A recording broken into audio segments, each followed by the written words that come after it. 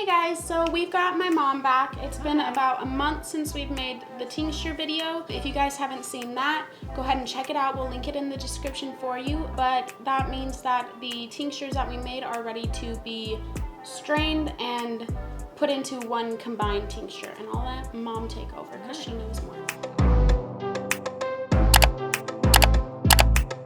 So I just want to remind you, I'm doing a disclaimer here. These herbs are not approved by the FDA, and I'm suggesting and informing you about how plants have been used traditionally and how they're suggested for use, but no claims. I don't diagnose. We already knew what the herbs are being used for, and so I'm just educating based on traditional methods of use. So welcome back, everybody. First of all, I would like to properly introduce myself. My name is Jennifer. I'm not just Mom. Right. Didn't introduce myself properly last time. And I also want to thank everybody for all of your support with Loren and Sabia and their channel and all the positivity. And I'd also like to thank you all for all the positive comments for the tincture making video and encouraging me to have my own channel, which unfortunately I'm not going to do. So sorry, but I do work full-time, and it's starting to become spring here in Montana, so I'm going to be super busy in my garden whenever I'm not at work. So I just don't feel like I have that focus or energy to put into doing like a herbal YouTube channel. But something I am considering and maybe putting on the back burner for maybe in the fall or something is to do some herbal skill videos, kind of like an introduction to herbal skill making video. Just for the basics. So, and I want to answer a few questions before we get into straining the tinctures, and then we'll kind of recap what we did last month. For some people ask questions like about some herbal suggestions, teaching classes, and so what I encourage all of you to do who are interested in plants and herbs and for medicine and prevention and health, I would recommend that you find somebody in your region where you live who is knowledgeable in plant medicine, because this group's so international. Like, we all live in different parts of the world, and so we all have different traditions and we have different plants that are growing around us. So I would encourage you to seek out those people who have that information. So like in Ecuador, for instance, I know that they use fig leaves for menopause and hot flashes, and that's going to come back to a question I'm going to answer as well in a few minutes. So find the people who know what they're talking about, learn what plants grow around you and what they're used for, and if I do that introduction video, the skills that I'd be teaching it could be for many different kinds of plants that do the same things but from different regions. So that's what I would encourage you to do there. Somebody asked for hot flashes and heart palpitations during perimenopause, menopause, and I really don't think it was the black cohosh causing the heart palpitations. That's just a normal symptom of perimenopause, menopause, and so what it is your estrogen levels are dropping, so all that hormone imbalance can cause those heart palpitations, and that comes along with the hot flashes. So one of my biggest piece of advice, if you do have heart palpitations and you're going through perimenopause or through menopause, is that you just don't panic. I find breathing exercises work great for that. Any kind of meditative breathing exercises will help, and just staying calm and finding herbs that support the nervous system. Like, you could do like lavender or oat tops or something like. Okay, so we just cut out of the video with the sound, which is not a problem because sometimes stuff happens. So I was kind of talking about like the hot flashes and heart palpitations with menopause that come with that, with perimenopause as you're evolving into menopause. And I just wanted to add that if you have heart palpitations and they do bother you and they do make you nervous, I'd definitely go to your doctor and check it out to make sure it isn't heart related. Hopefully it's just hormone related. There are other herbs, so I was saying herbs for the nervous system like oat tops and lavender, and I also wanted to put lemon balm in there. So that's that. So I would still, other herbs I find have been helpful for people going through hot flashes and heart palpitations that I've found useful for myself as well are like Vitex, which is also known as chaste tree berry, which is a little fruit from a tree. I know it grows down in New Mexico and Arizona, but that's a really nice hormone regulator. And then there's also like just culinary sage that we grow to cook with is a nice one that's been traditionally used that can maybe help with hot flashes and stuff like that. So I think a combination of those, maybe with some herbal nervines, which are the herbs for the nervous system, might help with that. So that was one of the questions I wanted to answer that were asked on the last tincture making video. So it looks like I'm getting ready to strain some tinctures here. I think we're going to do a recap. We were going to go over the herbs we're using. So we're using the herb ursi, we're using licorice root, Oregon grapefruit, and garlic. Fresh garlic from my garden. And so they've been sitting for a month. You can leave them sit for a month to even 6 weeks before straining, but they look like they absorbed some really, the menstruum really absorbed the herbs well. And it always fascinates me to see how the different colors that are extracted from the different plants. We'll link the video where we created these jars full of tinctures in the description, so if any of you missed those and don't know how we got to this point, you can go check out that video so you can see how we got to this point and why we waited a month and all of that. Yeah. So I'm going to just do a really quick recap on the herbs we are using. So the reason we are making these tinctures is because Loren went to a naturopathic physician because he's having gut issues, because he's been on antibiotics for like over a year, and his probably doesn't have any gut bacteria alive anymore, and it's causing a lot of problems. So the purpose of these herbs were to prevent infection in his gut, and also indirectly they're going to also target prevention of infection in his kidneys. And then we're working on building up his gut health through probiotics and diet, lifestyle, and since then he's also actually been working with a dietitian. So hopefully we can start getting all this working for him. Loren has been taking some tinctures that were pre-made, not everything but the garlic, and so he's been taking those for a few weeks as well, and doing some teas, which he's found very beneficial. I made him a tea blend out of all the herbs we're using here except the garlic, so licorice, uva ursi, Oregon grapefruit, and I added some dandelion root and leaf because they're super high in potassium and also super good for the kidneys and urinary system.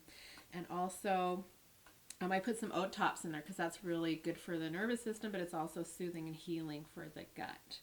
So that was kind of the point of these tinctures that the naturopath recommended, and she knew I was an herbalist, so we thought we'd make the tinctures ourselves. So that's where this video came from. So we used the uva ursi specific for it's there. All the herbs we're using are antibacterial, antimicrobial. Traditionally, that's how they've been used, and just to prevent, and like the licorice, so we're doing uva ursi, we're doing licorice root, which is super soothing and healing for the gut, and it's also good for digestion. It's also going to make the herbs work better because it works synergistically with other herbs and even medicines or foods, so it's going to help them all work better together. It's good for the immune system. It's even good for the respiratory system, which we're not focusing on right now. But so that's a really good one that's going to kind of hold this whole formula together. And then we have the Oregon grapefruit, which is a super great antimicrobial. It's good for infections. It's anti-inflammatory. So that can also help with pain. It can help, so we're hoping this will help prevent infection. And recap of the Oregon grapefruit has special constituents in it that actually trick viruses and can trick them and trap them in the white blood cell, so the white blood cell can actually kill the virus. And there's some studies out on that. Fascinating. And then we have our fresh garlic, which is known as poor man's penicillin. And again, so let's recap. It looks like I'm showing you our equipment. We've got some amber bottles. We're going to put in the big amber bottle, we're going to put the complete formula. I'm going to add all the herbs together, and we'll just have one formula for Loren. And then the small dropper bottle we'll use for him to carry around, and it has a dropper bottle. He'll take 2 dropperfuls, 2 to 3 dropperfuls 3 times a day. And then I have a really cool little sack I found. It's a cotton nut milk bag, which I think is really cool. So if people ever want to make their own almond milk or something, they can buy one of these cute little bags, and it's cotton. You can also use cheesecloth, but I like this one. So, and then I have my strainer. It's a double strainer. It's got a fine sieve and then like a more coarse one. So that's really good for straining fluids through. So we'll just put the bag in there, and then we're going to strain the tinctures. So cheesecloth, cotton, even you can use old t-shirts, you can use bags, you can find them use... at the zero waste store. If you have like a bulk food store, they have the nut milk bags there. And you can find them at a co-op, at a health food store, at a wherever you can get bulk foods. Last resort, probably Amazon. Yeah, Amazon. I found this at our local health food store. Something you covered in here that I think was interesting that you should cover in the voiceover is why you don't sell tinctures and how all of that. Okay. Because I know a lot of people have been asking like, oh, put a store up. Your mom should start selling tinctures online, and so like that whole kitchen situation. Okay, well, so that's a good question. So yeah, some people apparently have been asking why can't I sell tinctures, and there is a lot of regulation. If you want to be a tincture making business and actually sell the tinctures, there's the GMP, which is the Good Manufacturing Practice laws, and you have to really follow strict guidelines to be able to sell tinctures, and it's almost impossible without a lot of money to even go there. Because you can't have like any rat poop in there. Yeah, no rat poop. No. Like why? Rat poop would be so medicinal. But you have to be able to you have to know exactly where the plant comes from. You have to be able to identify the plant in a dried state. You have to have like lab work showing that this is the plant. So it's really complicated. You can sell tinctures. You just need a lot of regulations. You just need a license and a lot of regulations. And you basically have to have a lab and a commercial kitchen to make your tinctures in. So that's why I like to teach people how to make their own tinctures, because I can teach you how to make your own medicine, and you're going to save a ton of money. So like that little small dropper full you see, the little 2-ounce one, that's like $10-15 in a store. And you, like the herbs we bought, I think we spent, $30 on the herbs and $30 on a bottle of Everclear and $1 on a bottle of distilled water. And so, I mean, that's really...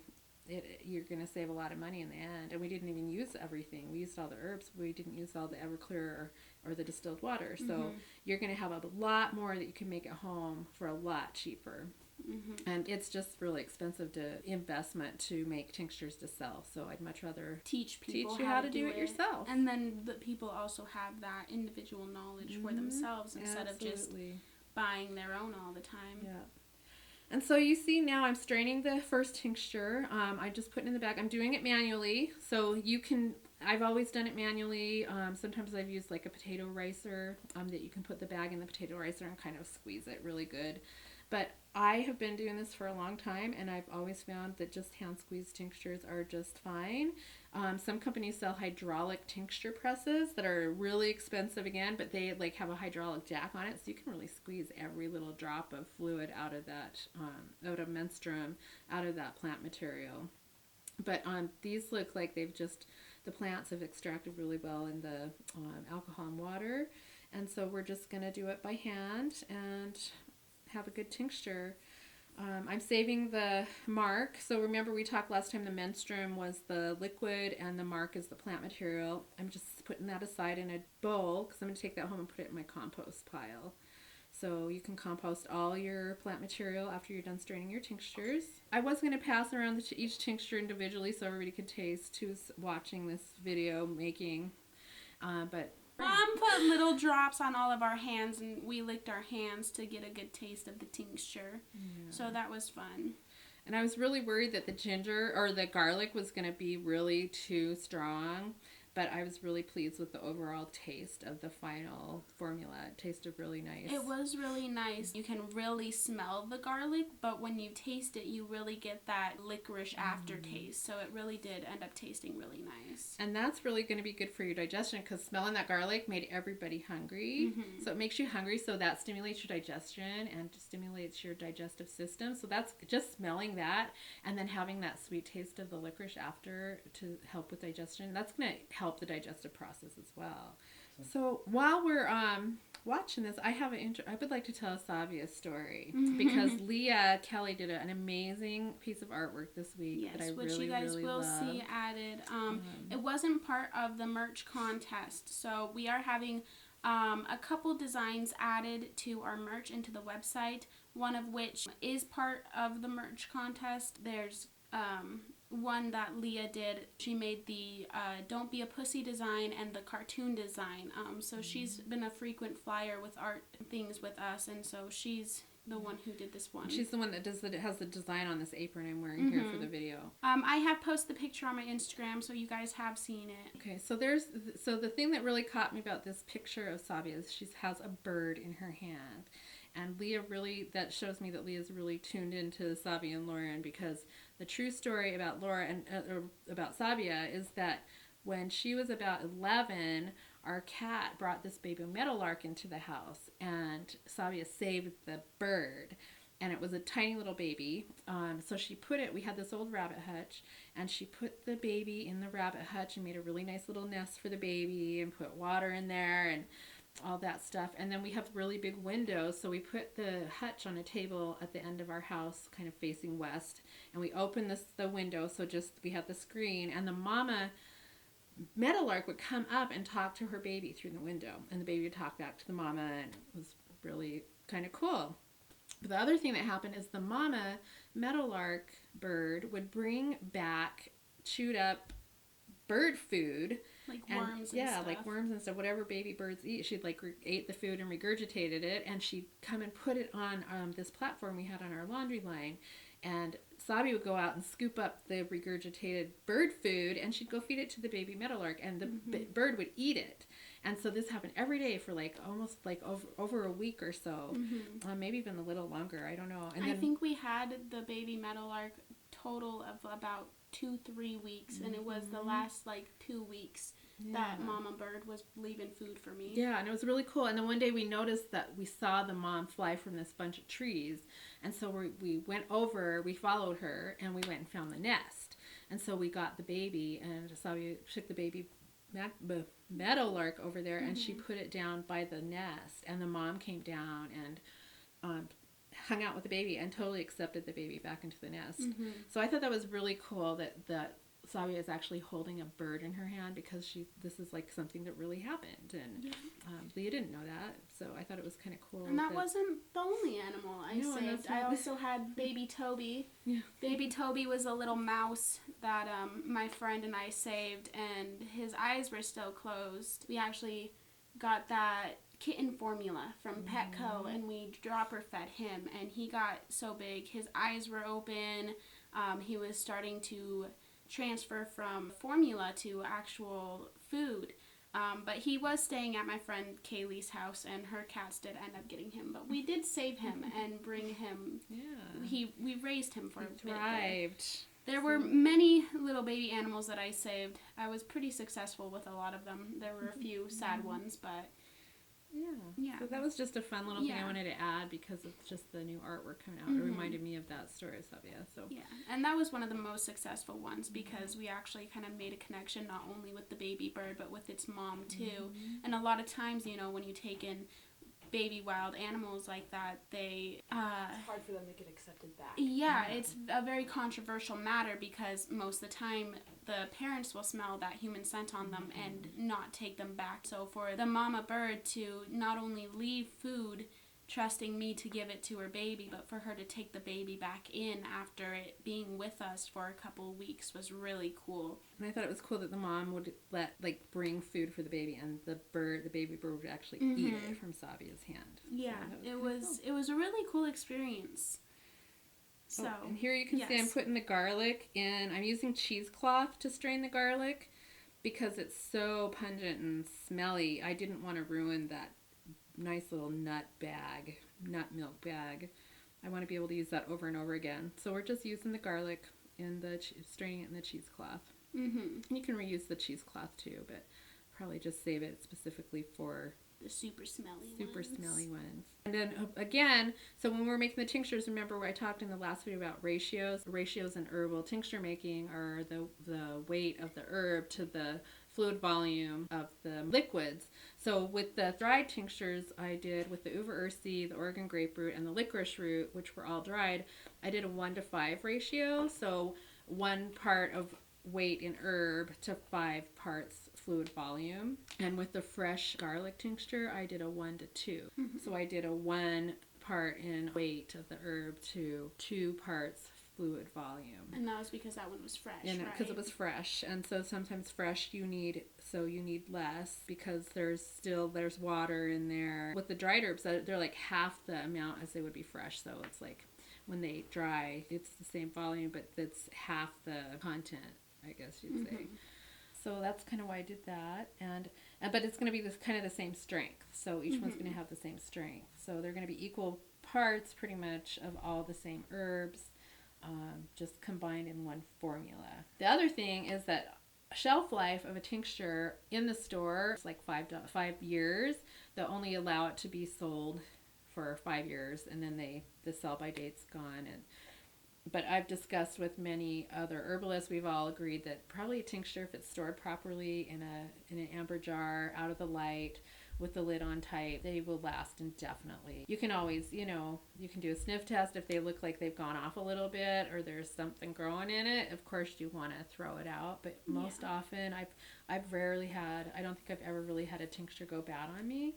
So you can keep that pretty much indefinitely, which is really nice too. So every time before you use your tincture, make sure you shake it really good to mix all the plant materials in there up. And even when you're taking it in the dropper, I'd shake that before each dose. So we're just trying to pour it without spilling and making a mess. Yeah, because someone forgot her funnel. Because I forgot my funnel. That's why she uses amber jars and likes them, is because they help deflect the sunlight more. Yeah. It helps keep the light out of the tincture a little bit more. I never knew that was why you used amber jars. And again, you want to store those amber jars like in a dark room or a dark closet. Keep it away from extreme cold and heat, a lot of light. They'll stay good for a long, long time. And as you see, I'm putting my label on. You always want to label it.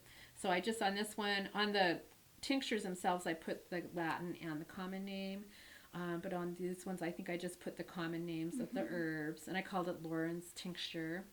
Simple enough. And I just put the herbs that we used, whether they were fresh or dry. I did put the ratio on there, and I put that we used grain alcohol and distilled water, and then I put that how many dropperfuls he should take a day. So he can take 2 to 3 dropperfuls 3 times a day. And we'll let everybody have a little taste of the tincture. I've seen some people take tinctures for a first time because sometimes they can be very strong. Similar to when someone takes a shot at a bar, they have that kind of like, whoa face. At the house when we did this, we had my best friend Shady, because we were also doing a merch photo shoot that day, and she was our little model. So we had her, and so she tried the tincture, and then obviously Loren tried it. My brother was also there that day helping with the photo shoot, and then we had our cameraman. I noticed some of you guys commenting about how great my editing and my camera skills have gotten, and that's because it is not me editing or filming. One of our good family friends, Andrew, he's been helping us out a lot lately, doing all of our filming and editing for us to kind of get that load off my back so that I have more of a separation between YouTube and life. And so that's why the editing has gotten so much better, is because it's not me doing it. So, and I also want to make a disclaimer, COVID-wise, some of you might be saying, why aren't you wearing your masks? Well, for one, I'm fully vaccinated, but this is our pod. These are people we're around all the time. My son lives with me. Andrew, the filmer, the videographer, they're our pod. So these are people we're around all the time, and we're all pretty careful. We're social distancing. We're keeping our hands clean. Yeah. It's not like we have tons and tons of people coming through. We're doing our best, it's and just we're being safe. the same, probably like 8 to 10 people we've seen the entire time of COVID. Loren and I don't really have anyone else over anyway. So we're being safe. Loren did discuss in the video how well the tinctures that we ordered ahead of time while we were waiting for these ones to be made, how well those and the tea that my mom made him have been helping his pain and his digestion. He attested a lot to them, that they have been doing great. I know if you've seen our last video or our lives, you know that we're back in the hospital for pain, and this pain is actually completely separate of his digestive pain. So the tinctures have been helping a lot for the purpose that they have, which is helping him digest his food, and his stomach pain isn't as bad. It's just his nerve pain, which Loren and I, our next video, we will be updating up you guys about that. We have some pretty big updates with that, but obviously I would like Loren to be with me to give you guys those updates, but that does give you guys something to look forward to because we have really big things coming in terms of his pain management. I love all of the support you guys have given my mom in the last video she's been in. It's really great to get that positive feedback from you guys. So thanks for watching this video. Yes. It was a lot of fun. It was even fun to do the voiceover. Like, comment, subscribe, all the fun usual stuff. Thank Buy you merch. guys. Yes, buy the merch. Thank you. I would have forgotten about that. If you guys haven't already, make sure you go over to my Twitch channel or my YouTube channel, most preferably my Twitch, at iAceNation, and drop me a follow. I do milestone giveaways on my channel. Make sure you drop a follow for free. Thank you.